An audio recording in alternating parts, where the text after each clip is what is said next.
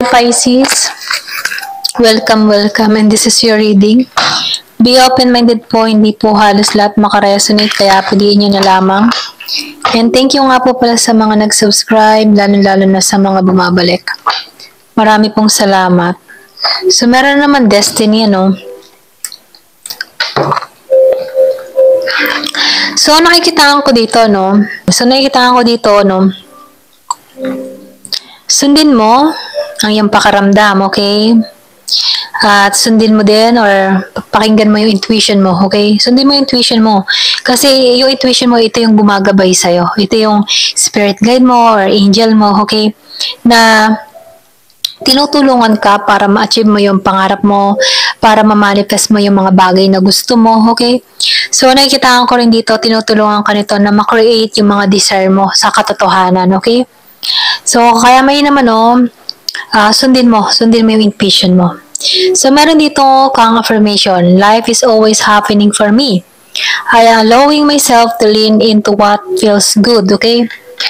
Ito lang yung mensahe, okay? Start na tayo.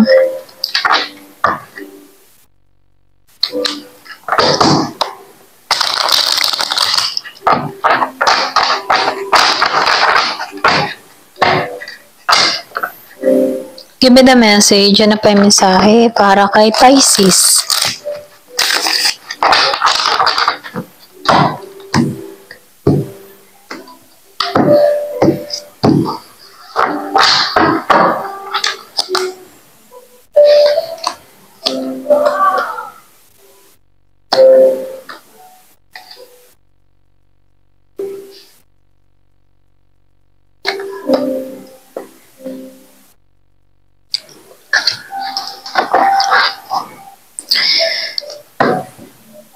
So, nakikitaan ko dito, no?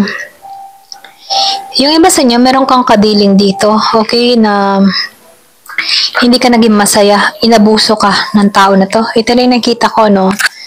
So, nakikitaan ko dito na codependent to sa'yo. Nagkaroon ka dito ng unhealthy patterns na kung saan hindi ka naging masaya, okay? Yung iba sa inyo, nakaramdam ka dito ng trap sa isang sitwasyon dahil sa tao na to. Siya yung tipo ng tao. Maybe yung iba sa inyo meron kang kadiling dito na Pisces, yung iba sa inyo, no? Yung iba naman Gemini, meron din Capricorn, okay? So, sinasabihan ka dito, no, na siya yung tipo ng tao na mahilig magdrama, okay? Mahilig siyang gumawa ng drama para nang sa ganun, no, matrap ka, ganun. Ito rin nakikita ko, no. So, sinasabihan ka dito na tanggalan tong mga negative na isipan or kahit ikay dinadramahan dito, mas kilala mo yung sarili mo, okay? Kasi nakikita ko dito, gusto ko lang nitong matrap para nang sa ganun, no, hindi ka makawala, okay? Para nang sa ganun, dun ka pa rin nakadepende sa kanya, okay? So, nakikita ko rin dito na meron ka ditong desires na mamamanifest or meron kang hiling kasi destiny mo to na ma-receive ito, okay? Sa new moon, okay? Pwedeng itong darating na December ng first new moon, ito na yung time na i-manifest mo na kasi meron ditong magbubukas, okay? Itong pintuan, bagong pintuan or bagong direksyon sa buhay mo na kung saan ito yung simula na mag-intention ka, okay? Ng mga gusto mo, okay? So, sinasabihan ko dito, meron ditong bagong simula, okay? Tapos na yung mga cycle or mga negative emotion or mga negative na pangyayari or negative past, okay? So, ito na yung time para lumikha ka ng bago, okay? So, sinasabihan ko dito, huwag kang susuko. Kasi nakikita ko dito, meron ditong bagong parating, okay? Parating sa'yo, bagong simula, bagong pananaw, okay? Bagong pangunawa. Or pwedeng sabihin ko ano man yung mga hinihiling mo, matutupad to sa katotohanan, okay?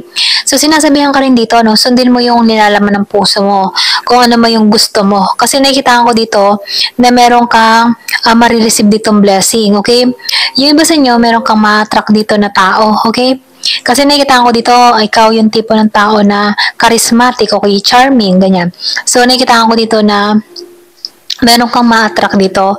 Yung iba naman sa inyo, nakikita ko dito proposal, merong magpo-propose sa'yo, okay? Kung meron ka man ditong kasintahan, meron tong balak na pagpo-propose na gagawin sa'yo, okay?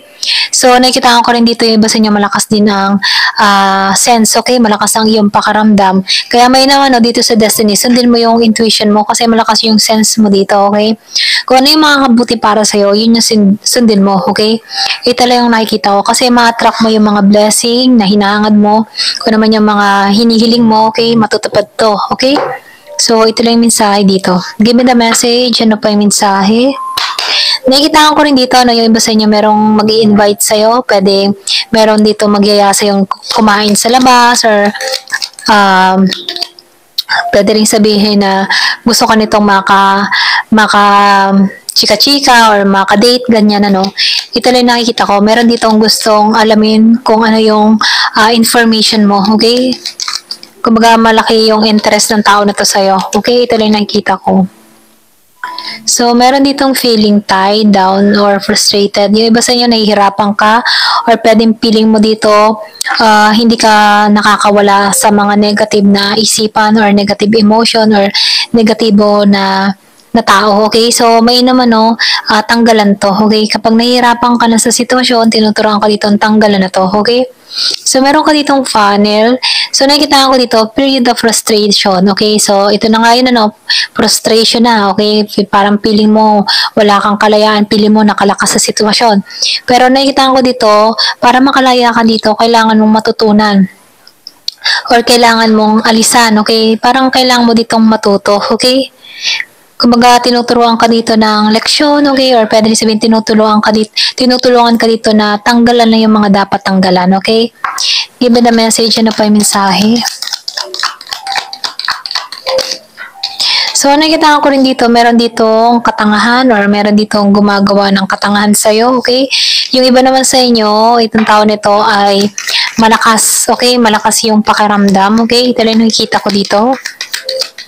Or tipo na tao na misteryosa.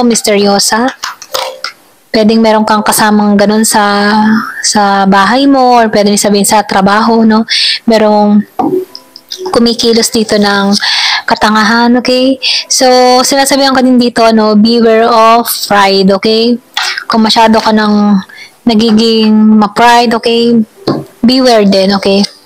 So, meron ditong patas na babaeng parating or pwede rin sabihin, ikaw to, patas kang tao, okay? So, sinasabihan ko rin dito, sundin mo yung advice ng iyong kaibigan, okay? Pag nahihirapan ka sa sitwasyon, meron ditong tao na tutulong sa'yo, okay? Para maalisan to. Ito rin nakikita ko. So, meron ditong helping hands, ano? Meron ditong tutulong sa'yo kung magagabayan ka nito, okay? So, ito na yung time para magpa-assist ka kapag nahihirapan ka na sa sitwasyon. So, hindi naman masama na mag-share ka ng iyong mga problema, okay? Kasi gagabayan ka dito. So, meron ditong parating, okay, yung iba sa inyo sulat, letter, or pwede rin sabihin package kung meron kang iniintay na package. Yung iba sa inyo, nakikitaan ko dito bagong trabaho, yung parating na may malaking kita, okay, may mataas na kita, or pwede rin sabihin madadagdagan ng iyong kita. So, meron ditong younger woman, pwede rin yung iba sa inyo, meron ditong batang babae, so meron din ditong involved na may edad na lalaki, okay? Give me the message. So, meron ditong heart. Pwede rin yung iba sa inyo pag-ibig tong parating, okay? Iba sa inyo, pwedeng may age gap, okay? Na darating sa buhay mo. Meron dito magpapahayag ng kanyang nararamdaman. So, nakikita ko rin dito na kumbaga, meron kang mga mahal sa buhay na sumusuporta sa'yo, okay? Secure ka pagdating sa kanila. Importante itong mga tao na to. So, nakikita ko rin dito, no? Mag-ingat ka din sa mga iniisip mo, okay? Huwag ka masyado mag-isip ng mga kung ano-ano. Ayan. So, meron ka dito na happy harp. So, nakikita ko dito, merong masayang mangyayari or magaganap sa'yo, okay? Meron ditong masaya. So, nakita ko rin dito, no, yung iba sa inyo, meron kang kadiling dito na babae, okay? Yung tipo na importante sa kanya yung sexual matter, okay? Pwede yung iba sa inyo, no, kung lalaki ka, meron kang kadiling na ganito, okay? Kumbaga, gusto niya lagi kayong magkasama, okay? Ito lang nakikita ko, ayan. Or pwede rin ikaw to, importante sa'yo ito, ganyan. Okay, so piliin nyo na lamang, ano, ito lang yung nakikita ko, ayan. Thank you for watching, love and peace.